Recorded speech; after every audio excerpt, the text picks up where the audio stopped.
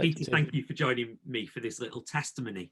You'll know that we've been thinking about praying ourselves and praying with others over the last couple of weeks. And this week we're going to think about praying for God's world.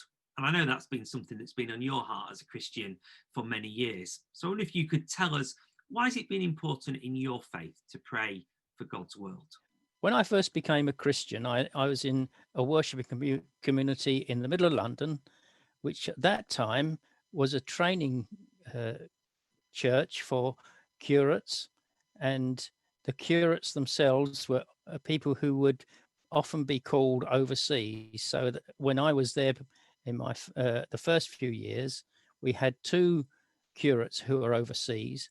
We had 2 ladies who were missionaries overseas, and one of the people who was at my youth group was a doctor in training who then went overseas as a missionary doctor. So from the very first church that I was in, there was a real heart in that church for people who were working overseas. And that began my life as somebody who was concerned about people working in other cultures and the difficulties that they faced. And as life went on, we've just, between us, Barbara and I, been given contact with people working overseas as missionaries all across Africa and Central Asia in the main. And every one of them we felt called to support, both in financial terms and also as missionaries. Thank you. So how have you seen God move through that huge commitment to pray for people over many, many years?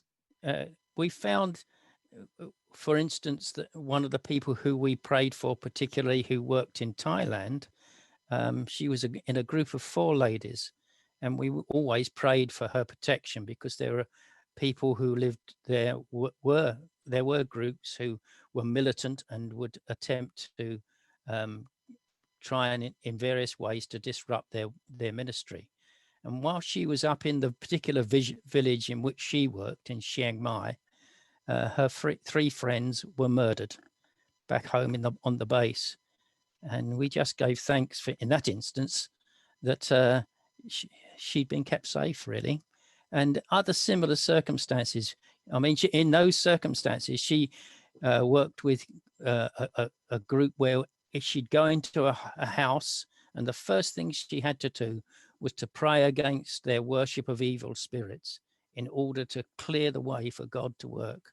And so we got used to praying in those situations, that the Holy Spirit would help her to know what to pray and how to pray. And that was true for lots of others that we prayed for, the people working particularly in ex-Soviet Central Asia, whom it was so difficult to communicate with, because you couldn't be overt about talking about the ways in which God was working through them. And they would tend to use and develop a sort of little language that we could follow, which would tell us what they were doing, PR for prayer, lambs for their flocks, and so on, the ones they ministered to. And that was true there. It's been true for some people that we've known for a long time in Morocco, and who minister as midwives. That's one of the reasons why Barbara had connections. And in those instances, the big difficulty was praying for them with a very limited amount of information, but always enough to be able to pray for individuals, for families, because when they went in and did their work, they also, particularly the midwives, would use the opportunities to speak about their faith whenever they were given that opportunity. And so we could pray for them and for the families they were meeting and the lives that they were seeing changed. Thank you, Peter. Well, thank you for that. It's been a real encouragement to hear about that lifelong commitment to pray for others around the world, particularly those doing God's work as mission partners. So thank you for your encouragement to us, and I hope that encourages others to pray as well. Thank you. Mm-hmm.